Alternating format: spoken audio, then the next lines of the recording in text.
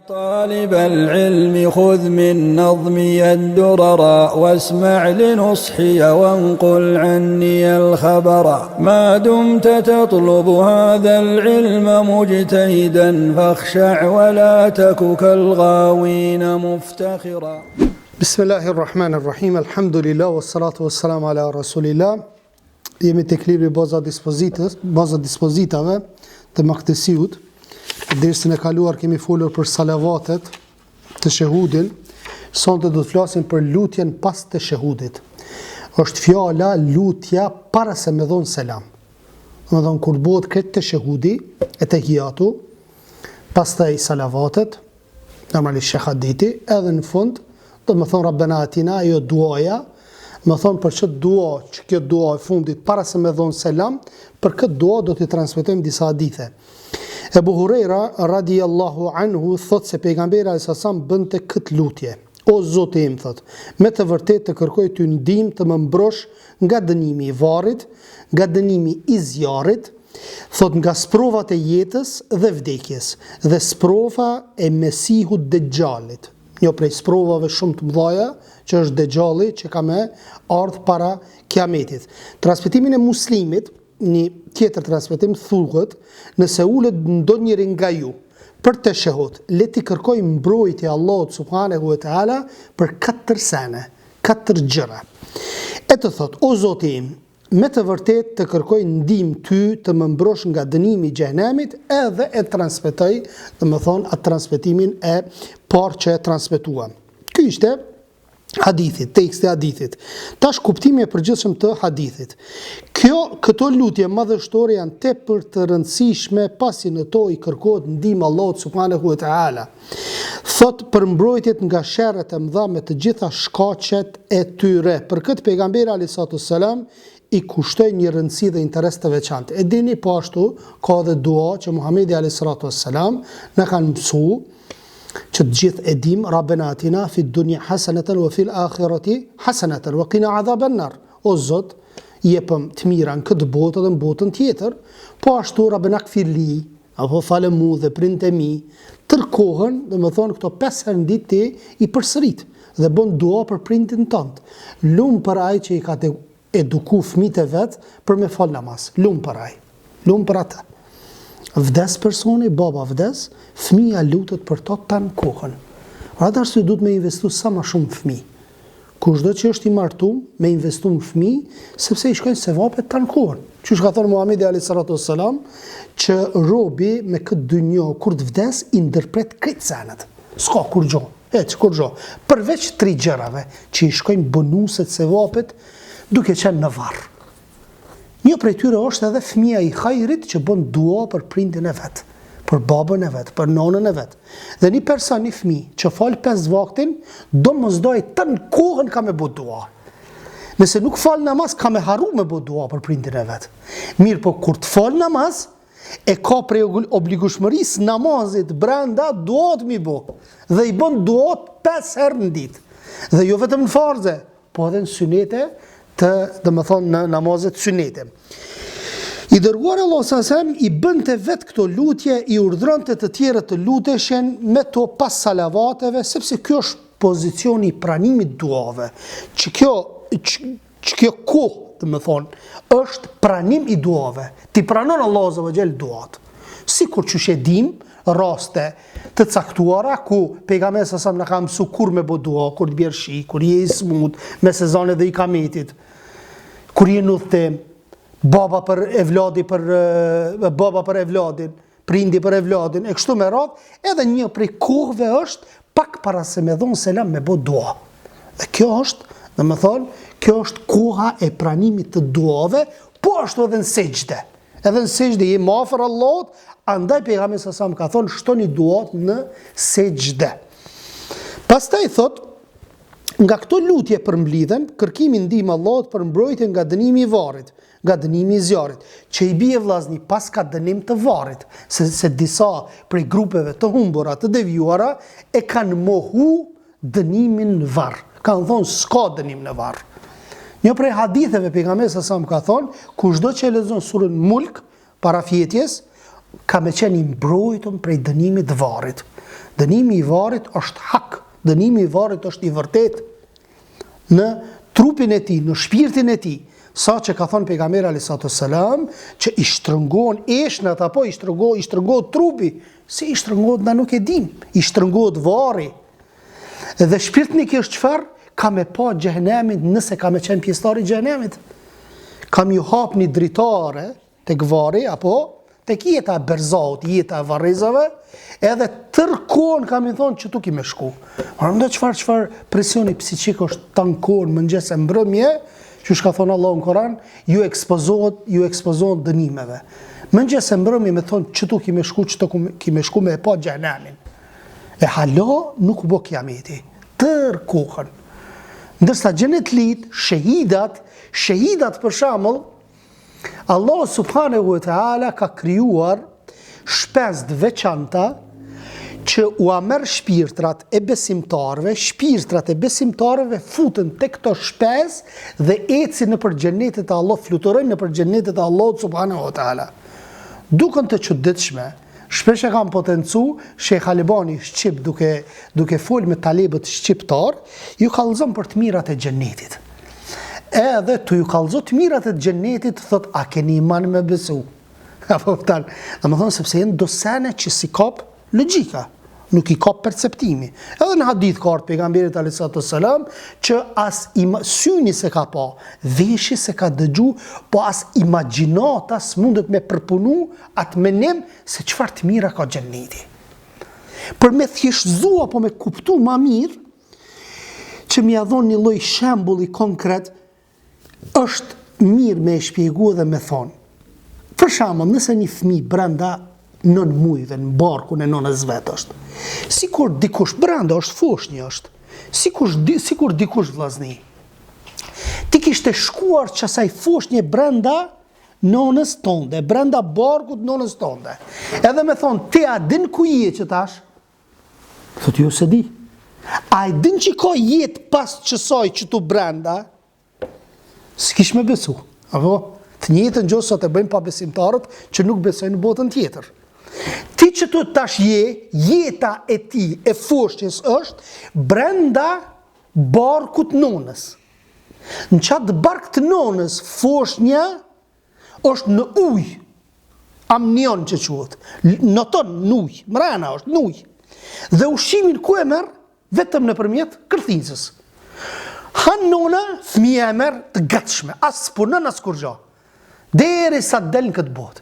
Dikush mi ardh, një pejgamber mi aqu Allahu, aty mrenda në barkun e nonës, edhe mi thonë, qëre, ti që tash i ke bo 7 muaj, edhe 2 muaj në filën dotën ki me dalë.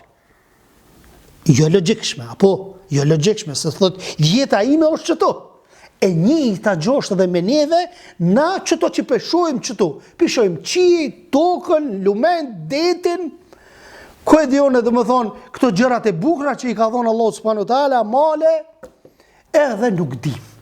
Po kush në mëson? Në mëson Allah subhanahu wa taala nëpërmjet pejgamberit alayhi salam që ka botë tjetër. Sepse nuk kish me pas arsye me na krijue kot Allahu azza wa jall. Thjesht me hongër, me pi, edhe kur gjajsh. Edhe me bo krime të mdhaja, edhe mos më dënu në botën tjetër. Për atë arsye, Muhamedi alayhi salam na ka mësu që me bo dua dhe me kërku mbrojtje prej Allahut nga zjarmi i xhehenemit, nga dënimi i varrit, nga Mesihu Dejjal, nga Dejjalli sepse është prej sprovave më të mëdha për njerëzimin, për muslimanët, Dejjalli. Po fal Allahu subhanahu wa taala që Allahu azza wa jall besimtarëve, edhe ata që s'din me lexu arabisht, kur ta shohin Dejjallin, Allahu subhanahu wa taala kam ja mundsu që me pon ballin e Dejjallit kafir. Secili ka me ditë, subhanallah. Edhe nëse nuk e din arabishtën, edhe nëse nuk i din shkronjat arabe, ka me vrej thot që kjo është kafir. Sepse në ball ka me shujt kafir. Dhe kjo është mirësi që kja me jadhon vetëm besimtarve. Dhe ka mirujt Allahu subhanahu wa ta'ala. Pastaj thot, çka Çka përfitojmë nga ky hadith? Pëlqyeshmëria e thënies së lutjes së përmendur në hadith pas teshehudit të fundit, ashtu siç është përcaktuar në librin e Muslimit. Vërtetësia e dënimit të varrit, i cili ekziston siç tham, sepse ka grupe të humbura, të cilët thonë se nuk ka dënim në varr. Të qenurit vigjilent me propaganduesit e së keqes dhe përhapjes së ateizmit dhe shkatrimit, me të vërtet ata demonstrojnë përpara njerëzve si bamirës, rinovues, por në të vërtet ata janë të humbur, rënues të fesë dhe së mirës. Ndon plot njerëz shohim apo janë humanista, mirë por nuk i bën dobi tek Allahu subhanahu wa taala e mira që e bëjnë. A e bën një të mirë me njeriu, ndërsa me Allahun subhanahu wa taala nuk me bën të mirën, që ja ka urdhëruar Allahu. Qa po më vynë mua njeri? Po njeriu është aq i dopt subhanallah që kur t'ja bën një të mirë e dën për një herë. Dhe pejgamberi dhe disa prej selefit kanë thonë, o Allah, kanë bë dua subhanallah. O Allah, thot, mos ma mundso një bidatxhi me ma bë një vepër të mirë që pastaj unë ta dua ato. Para më për shembull je i varfër, edhe ta bën një shtëpi. Apo fëmijën e ki smut. Parë po të vynë shumë. Edhe vjen një humbur, një devjuar, edhe t'je parë dhe ta krym punën. Kjo zemër, subhanallah. Ta ndryshon zemrën. Ta hek atë urrëtitjen që e ki për hir të Allahut, edhe çfarë? E bën urrëtitjen pastaj për hir të dunjos, apo dashurinë e bën për hir të dunjos. Ndërsa pejgamberi sa çka ka thonë, thot kush don dhe urren për hir të Allahut, jep dhe nuk jep dhe ndalohet për hir të Allahut, vetë sa thot ju ka plotsu imani. U ka plotsu, thot imani. Nuk do më thonë që nëse nuk e ka këtë cilësi, s'ka iman, sepse po thot ju ka plotsu imani, ju ka rrit imani, apo. Pastaj e kemi hadithin e 119, thot nga Abdullah ibn Amr ibn As, radiallahu anhu, transmeton se Abu Bekri radiallahu anhu i ka thënë pejgamberit alayhis salatu wassalam, më mëso një lutje që ta them në namaz. Abu Bekri i tha Muhamedit alayhis salam, ja Rasulallah, mësoni lutje që ta them namaz. Pse se namaz je më afër Allahut. Namaz je monolog me Allahun. Namaz je duke bisedu me Allahun. Ti po drejtohesh karshi kibles dhe Allahu subhanahu wa taala kur ti thu Allahu akbar, Allahu azza wa jalla drejton fytyrën ka ti. Në momentin ti kur ta kthen kryt djathtë të shmajt, Allahu e hek fytyrën nga ti. Andaj në momentin kur thu Allahu akbar, shikimi le të fokusohet tek sejdja. Dhe atëherë Allah subhanahu wa taala do të shikon ty derisa je në ibadet. Çfarë i tha Muhamedi alayhis salatu wassalam? I tha, thuaj o Zoti im, unë i kam bërë vetës padrejtësi të madhe. Dhe gjunahet nuk i fal kush tjetër përveç teje. Këtë kemi gjunahe, vllazni. Rrajmë që s'kemi gjunahe. Qoftë në fshehtësi, qoftë në publik. Këtë bëjmë gjunahe. Dikush ma pak e dikush ma shumë. Pastaj thot, prandaj më fal mua me një falje prej teje dhe më mëshiro me të vërtet ti je shumë falës dhe shumë mëshirues. Nuk je ti vllai jam sikur disa në fillim që kanë qenë mushrik, që kanë desht me myt Muhamedit alayhis salatu wassalam, ti nuk je në çat gjendje vëlla, ti je musliman. Pse i ke bë gjuna Allah subhanahu wa taala ktheu vllai jam. Omer radiallahu anhu kur e ka pa që motra vet e ka pranuar islamin, ka shku me e ka godit burrin e saj, burrin e motrës vet, kur e ka vrejt që e ka pranu motra vet islamin, dhe ka shku te pejgamberi alayhis salatu wassalam. A je ti në qatë gjendje? Nuk je. Ti je musliman, ke bo gjunahe. Shumica popullit shqiptar këtu të ne, janë musliman, kanë bo gjunahe, mos e largo, afroje. Nuk kanë rënë kufër, nuk kanë dolë bifis. Mjafton një vepër që e ka botë mirë për hir të Allahut, që aty lidhja muhabetin. Lidhja muhabetin. Një të mirë nëse e ka bo, gjeni lloj metode që me afru. Për shethuj, Allahu subhanahu wa taala ta ka mundsu me bo një vepër. Ti je i mirë. Nga aty pastaj urdhroj edhe për namaz, edhe për vepra tjera, sepse edhe na çashtu jemi konë në fillim. A jemi konë çashtu? Kreti mi konë qashtu vallaj. Sikur dikush të kishte ardhur me ashpërsi, na kish bë davet, bova i s'kishim i hiç në din. Hiç s'kishim praktiku. Mirë po sjell na kalon një shenjë të mirë, një vëlla musliman, një besimtar, nëse të ka busqesh njëherë, apo ta ka dhonë një dhuratë, që ajo tu ka kujtu të ka dhes edhe jo dhëzu. Apo një sprov ta ka që Allah subhanahu wa ta'ala. Ka pas raste subhanallah, vetëm një busqeshje që ja ke dhonë një vllaut musliman, e ka kuptu fen. Vetëm një busqeshje që ja ke dhonë, e ka kuptu menhexhin selefi. E ki nëzit që me ta afru. Bova ki je kon ma ju rejturi për ta, në momentin kur je taku një busqeshje ja ke dhonë, ja ki marrë zemrën. Si që shka thonë Muhamedi a.s. që shpirtrat e besimtarve jënë sikur ushtarët e rekrutum, njifën njëni me tjetrin. Kur se ki pa një vlla musliman, del diku jashtë, për herë të parë si tashe, t'jen zemër. Ka me vllazni t'ilë, e vrenë, sepse Allah subhanahu wa ta'ala bën që besimtarët mu dash njëni me tjetrin. Pastaj thot, ky është hadithi, ndërsa çka përfitojmë, mprehtësia e Bubekrit i cili e dinte dhe ishte më së ndërgjegjësuar se namazi është vendi pranimeve duave. Domethënë koha e pranimit të duave është namazi. Për atë arsye dhe Muhamedi sallallahu alaihi wasallam çfarë i tha? Ja Rasulullah, fa më mëso tha se çfarë dua të bëj në namaz. Se e dinte se namazi është seni madh, është vepra e madhe dhe për atë arsye me ditë se çfarë dua me bë, dhe Muhamedi alayhi salatu wassalam do thotë e mësoi.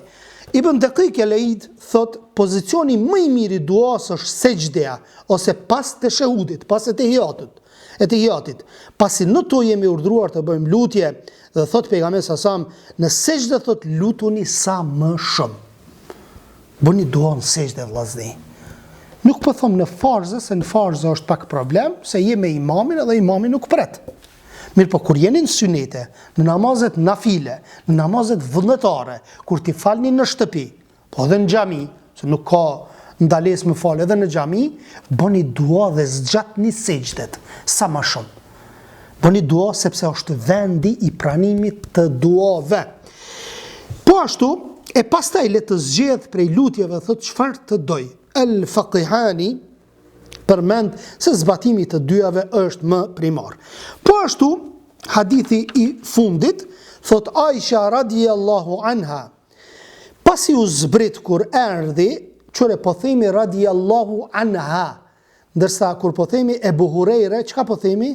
Radiallahu anhu. Anhu është për mashkullin, anha është për femnen, manën ment. Uja, dëmme është për mashkullin, ndërsa me a, fetha, është qka? Është për femna. Pastaj thot, Aisha radiallahu anha, thot pasi u zbrit, kur erdhi ndihma e Allahut. Kur erdhi ndihma e Allahut, pasi u zbrit qka? Ajeti kuranor, surja, suratul Nasr, idha jaa nasrullahi wal fath. Kur erdhi ndihma e Allahut, turma që musliman do më thonë e pranonin islamin dhe u shumun muslimant. Apo, tha profeti nuk ka falur në namaz, një namaz e të mos thashte, i falendëruar je o Allah, Zoti ynë, ty të takon falenderimi, o Zot më fal mua. Momentin kur ka zbrit kjo sure, çdo herë ka thonë këtë dua, transmetimin tjetër thuhet, shpesh e thonte në ruku dhe në sejdë, i falendëruar je o Allah, Zoti ynë, ty të përket falenderimi, o Zot më fal mua. Këtë dua e bënte Rasuli alayhi salatu wassalam. Surja Nasr zbriti pak para vdekjes pejgamberit alayhi salatu wassalam. Domethënë është prej sureve të fundit, apo sure e shkurtër, nuk është e gjatë. Zbritja e saj ishte lajmëtare e fundit e jetës së pejgamberit alayhi salatu wassalam. Aisha tregon se profeti e shpjegon këtë sure me punë, me dhikr, me përmendjen e Allahut subhanahu wa taala. Me të vërtetë Allah i madhruar në këtë sure na thot se kur të ndodh çlirimi i Mekës dhe vendi i tij të bëhet shtet islam, si dhe thot njerëzit ta kuptojnë fenë e Allahut e ta pranojnë islamin me dëshirë. Vllazni, Mekka kur më nuk ka më bë vend i kufrit. Kur hiç la hijrata ba'da al-fath. Nuk ka çlirim, la hijrata, nuk ka hijre, nuk ka shpërngulje pas çlirimit. që i bie, Shekhu Thejmini thot, se njëherë është shliru prej kufrit. Andaj disa grupe që i bëjnë tekfir Mekën e Medinën, ata bin kundërshtim me hadithin e pejgamberit a.s. që ai vend Mekka dhe Medina, Mekka ma konkretisht, kur nuk ka më bo vend i kufrit. Kur heq, gjunohe mund të ketë, por se vend i kufrit kur s'ka me u bo. Sepse po thot Muhamedi a.s. La hijrata ba'da al-fath. Nuk ka hijret, shpërngulje pas çlirimit. Pse nuk ka hijret? Sepse është bo vendi i imanit. Hijreti bëhet nga vendi i kufrit në vendin e imanit. Apo që shka në hadithin e Omerit radiyallahu anhu. Apo pastaj vazhdon komentuesi, thot si dhe njerëzit ta kuptojnë fenë Allahut e ta pranojnë Islamin me dëshirë, atëherë ti o i dërguari i Allahut e kreve misionin tënd. Dhe thot e përcjelle mesazhin qiellor, e çove amanetin në vend, e kështu me radhë. Çka përfitojmë nga ky hadith? Pëlqishmërinë e shpeshtimit kësaj duaje, me bu sa më shpesh këtë dua. Shekhull Islam ibn Tejmi thot se Imam Ahmeti lutej vetëm me duat që janë transmetuar nga pejgamberi alayhis salam. Ma mirë as mirës vllazni është kur të bëjmë dua në sejdë, mi bo dua që i ka bo Muhamedi alayhis salam. Ndërsa nëse i bëjmë me duat në gjuhën tona, ka gale, nuk ka gale, inshallah ta'ala. E sidomos në namazet sunnet. Se këtë duat na nuk mund t'i dim edhe populli, është populli jo arab, ghairul arab, për shembull që nuk e din arabishtën, apo nuk i ka mësu, atëherë bën dua ajo çka i nevojitet, apo qoftë për rizq, qoftë për evlat, qoftë për udhëzim, qoftë ku e diun çdo gjë që ka nevojë. Ndërsa Shekhull Islam ibn Tejmi thot se Imam Ahmeti lutej vetëm ato që ka u transmetuar pe pejgamberit a.s. ama për sa i përket zgjedhjes së përmendur në hadith, pastaj le të lut çka të doj, këtu i bie që pejgamberi sa më kalon çështjen e gjër. Pastaj le të bëj dua çka të doj. Domthon ta kalon ty çështjen e gjër, që cili kemi na problemet tona që kemi nevojë me bë dua tek Allahu subhanahu wa taala, po dijeni në sen vllazni, bëni dua të përgjithshme që i përfshin edhe ato specifiket. Për shembull, o Allah, ma mundso me bleni kerr. O Allah, ma mundso, ku e dione, në esen që është e vlefshme me para. Mjafton me bë dua, o Allah, bënëm të pasur, këti bën. Dhe më thonë me dua të përgjithshme. Nuk po themi që nuk lejohet me bë dua dhe në mënyrë specifike, po më mirë mi kushton rëndësi duave të përgjithshme që i përfshin pastaj të gjitha. O Allah, ma mundso ta bëj një shtëpi. O Allah, ma mundso ta bëj një kerr. O Allah, ma mundso ta blej këto. O Allah, bënëm të pasur i këtë gjitha. Apo dua e përgjithshme. Pastaj thot, ama nëse lutet me një dua të cilën nuk e di nëse është e pëlqyer ose e di që është e lejuar, por jo e pëlqyer, atë namazi i tij thot nuk prishet, por është i sakt pasi kështu kanë vepruar disa sahabë dhe profeti alayhis salam nuk i ka kundërshtuar. Dobi Sheikhul Islam ibn Tejmi thot për sa i përket lutjes që bën imami dhe namazlit pas faljes nuk ka ardhur ndonjë transmetim. I shihni vllazninë për xhamit tona, mas selamit bën dua, apo bile disa subhanallah për ta ligjësuar këtë dua që e bëjnë, jo në argumentu me këtë hadith. Po ky hadith, këto hadithe që i lexuam deri më tani, këto hadithe kanë të bëjnë para dhënies së selamit, jo mas dhënies së selamit. Ndonë se e kanë keq kuptu, bërjen e teshehudit, kret, bërjen e teshehudit, e tejatit, atëre me bë dua. Jo, para selamit është fjala, jo mas selamit. Dhe këtu është keq kuptimi që kanë bë disa prej njerëzve apo prej thirrsave, dhe kjo dua që bëhet mas farzave apo edhe mas sunetit, që bëhet bashkarisht që ngritin durt, kjo është bidat dhe nuk lejohet. Dhe çdo bidat, ka thonë Muhamedi alayhis salam, është humbje, dhe çdo humbje ku të çon në zjarrin e xhenemit. Andaj duhet me pas kujdes që mu largu prej bidateve. Ma mirë është, ma e pakta është në sunnet me vepru, se sa e shumëta në bidat. Ma mirë pak bën sunnete, mos e ngarko vetin, po themi kushtimisht, se sa me bo bidate shumë, që edhe lodhësh edhe çfarë dhe morësh xhenat tek Allahu subhanahu wa taala. Sepse ti po pretendon se Muhamedi a.s. e pas ka tradhu shpalljen dhe ti po del sot dhe pe bën një dua që po thu duhet kështu duaja sa që nëse nuk e bën duan në fund kanë me thonë disa xhamatli se bëni duan kë. Mu më thanë në kohën e Ramazanit çtu që dilsha imam aty një plak që thot tha pe falish farzën veç deri në fund krye. Deri në fund ta. Edhe sunetin edhe duan edhe këtë mos ik tha. E i kallzova më se u dash më thon hoxha më ne. E di më mirë se në disa raste duhet mi thonë kështu, nuk është lavdimi vetvetes, po mi kallzu është mirë, mi thonë që unë e hoxha, ku më kry fakultet, e di këtë mesele, qysh është, edhe mastaj s'fole. Nuk fole. Pastaj thot pikrisht kjo merret në konsiderat në namaz, sepse lutja në fund të faljes, pra pa dal nga namazi, është e ligjësuar sunet, gjë për të cilën janë unanimizuar të gjithë dietarët. Dobi tjetër është nga konkludimi më sipër, do të thonë mos ligjësimi i lutjes pas dhënies së selamit, rrjedh edhe dhe mos ligjësimi i ngritjes së duarve në këtë pozicion. Normalisht, më thonë kur bëhet duaja mas selamit apo mas namazit krejt, edhe ngritja e duarve bashkarisht që bëhet, kjo është bidat. Kjo është bidat dhe nuk ka bazë në sunetin e pejgamberit alayhi salatu wassalam. I tregum kohët kur bëhet duaja dhe bëni këto dua të mjafton me lejen e Allahut subhanahu wa taala deri në takimin e radhës me vitrin. Do ta shpjegojmë namazin e vitrit, pastaj dhikrin pas namazit, se si bëhet dhikri pas namazit, përqendrimi namaz. Subhanakallahumma wa bihamdik, ashhadu an la ilaha illa ant, astaghfiruka wa atubu ilaik. Allahu ju shpërbleft.